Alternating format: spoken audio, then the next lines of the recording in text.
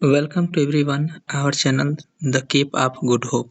आज हम लोग डिस्कस करने वाले हैं उत्तर प्रदेश से संबंधित प्रैक्टिस सेट जो कि घटना चक्र का है।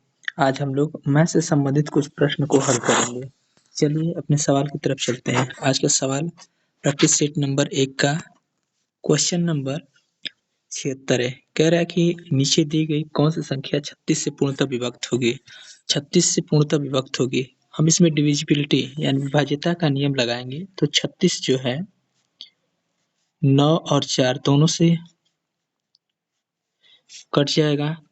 हम देखते हैं इसमें से कौन सी संख्या है जो 9 और 4 दोनों से कटने वाले नियम को फॉलो कर रही है। सीधा हम डायरेक्ट ऑप्शन नंबर सी को चेक करते हैं। 1 2 8 5 2।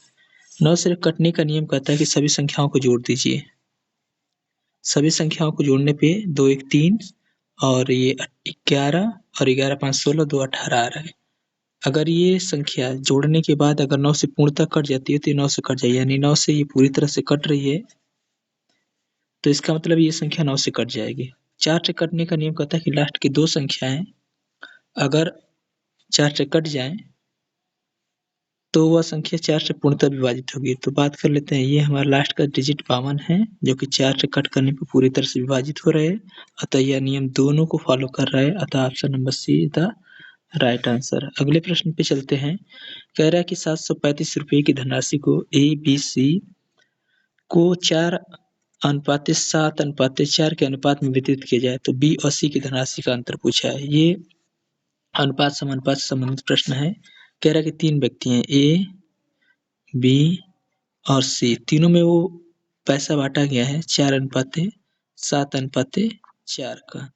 इन सभी को ये अनुपात में है तो 7 4 11 4 15, ये 15 यूनिट जो है 735 के बराबर है। हमसे पूछा है कि बी और सी की धनराशि का अंतर, तो बी और सी की धनराशि की अंतर देख ले तो ये 3 यूनिट के बराबर हो रही है। तो हम अगर इसको 5 से काट दें तो ये 3 यूनिट के बराबर हो जाएगी। अगर इसको काट दें तो 147 के बराबर हो जाएगी। अतः option number B is the right answer. अगले क्वेश्चन की तरफ चलते हैं। प्रश्न संख्या 78 है। कह रहा है कि एक व्यक्ति 27 मिनट में 729 मीटर लंबी सड़क पार करता है। व्यक्ति की चाल किलोमीटर प्रति घंटा में क्या होगी। तो हम सभी जानते हैं कि चाल बराबर होती है दूरी बटा में समय। यहाँ पे दूरी यानी सड़क की लंबाई क्या हो जाएगी, दूरी। तो दूरी यहाँ 729 है और यहाँ समय की बात करें तो वो 27 मिनट है, जो कि हम इसको सेकेंड में बदल रहे हैं क्योंकि जो डिस्टेंस है यानी दूरी है वो मीटर में दे रखा है, तो हम समय को भी सेकंड में बदल लेंगे ताकि हमारी जो चाल है वो मीटर पर सेकंड में आए। ये 27 बार में कट जाएगी, ये मीटर पर सेकंड में है। हम इसको अब क्या बदल लेंगे, हमसे पूछा किसमें कि चाल जो है किलोमीटर प्रति घंटा में क्या होगी। तो किलोमीटर प्रति घंटा में बनाने के लिए 18/5 से गुणा कर देते हैं। ये 10 6 से कटाएंगे, ये 10 बार में कट जाएगा और ये 3 बार में। 70 इसको अगर हम काट लें 5 से तो 50 25, 2 बचेगा, 5 चौको 20, 3 का इसमें अगर मल्टीप्लाई कर दें तो 4 3 12 और 15 1 16 और 10 से भाग कर देंगे तो 1 नंबर पे यानी option number C right answer. अगले प्रश्न पे चलते हैं। प्रश्न संख्या 79 कह रहा है कि यदि 6,250 रुपये 20% वार्षिक दर से दो व्यक्तियों को क्रमशः चक्रवृद्धि ब्याज और साधारण ब्याज की समान दर से 2 वर्ष के लिए उधार दिया जाए तो नियत समय की समाप्ति पर दोनों राशियों में अंतर कितना होगा।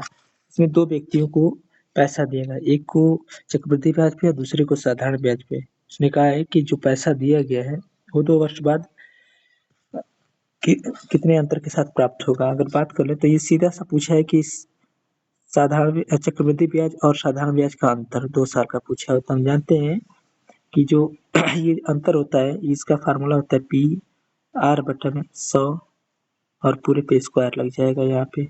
चलिए पी की वैल्यू कितनी है, पी मतलब बात कर ले तो हमारा मूलधन है, तो मूलधन यहाँ पे 6250 होता है। आर का मतलब होता है 20 का स्क्वायर, यानी हम सीधा लिख दें 20 का स्क्वायर बात करें तो 400 हो जाएगा और बटे में 100 अब गुणा के अगर 100 कर लें ताकि हमको कैलकुलेशन में कोई प्रॉब्लम ना हो तो 2 जीरो से 2 जीरो कैंसिल, 1 0 से 1 0 की कैंसिल। यहाँ से अगर बात कर लें तो 4 25 चौको 100, हाँ, और यहाँ पे 1 बचेगा, 24 1 25 और बटे में अभी 10 है ही है, तो 1 0 से 1 0 कैंसिल यानी 250, यानी साधारण चक्रवृद्धि ब्याज और साधारण ब्याज का 2 साल का अंतर 250 है, अतः answer number D right answer होगा। अगले प्रश्न की तरफ बढ़ते हैं। प्रश्न संख्या 80 कह रहा है कि एक ट्रेन खड़े व्यक्ति को 13.6 सेकंड में पार करती है और यह 320 मीटर लंबे प्लेटफार्म को 4.8 सेकंड में पार कर जाती है, तो ट्रेन की लंबाई पूछा है। इन दोनों कंडीशनों में जो ट्रेन की चाल है, जब वो व्यक्ति को क्रॉस करे या प्लेटफॉर्म को क्रॉस करे, दोनों कंडीशनों में उसकी चाल समान होगी। तो हम यहाँ से इसकी चाल निकालते हैं। चाल S1, चाल बराबर दूरी बटा में समय। यहाँ आपसे पूछा है ट्रेन की लंबाई कितनी है, तो ट्रेन की लंबाई को हम मान लेते हैं L, और यह जो है किसी व्यक्ति को 13.6 सेकंड में पार कर लेती है, 13.6 सेकंड में। ठीक है, तो यहाँ से इसकी ये चाल निकल गई। जब वही ट्रेन किसी प्लेटफॉर्म को पार करेगी, तो पहले से ट्रेन की लंबाई हमारी L है और प्लेटफॉर्म को जब क्रॉस करती है तो इसकी लंबाई को जोड़ देते हैं ट्रेन के साथ, तो टोटल डिस्टेंस निकल के आ जाती है। अब ये कितने सेकंड में पार करे, तो 40.8 सेकंड में।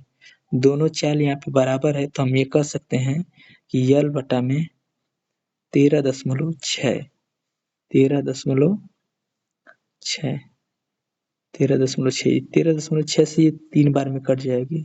अगर हम इसको सॉल्व करें तो L प्लस 320 बराबर में ये क्रॉस मल्टीप्लाई होकर 3L होगा। जब L को हम इस साइड भेजेंगे, यहाँ से आएगा हमारा 2L और 2L बराबर 320, जबकि 2 से अगर कट कर दें तो ये कटेगा 160 बार में। यानी अगर बात कर लें तो जो ट्रेन की लंबाई है वो 160 मीटर होगी। Answer number C is the right answer. अगला प्रश्न है हमारा, आज का प्रश्न यहीं पे समाप्त हो रहा है। मिलेंगे नेक्स्ट वीडियो में। धन्यवाद।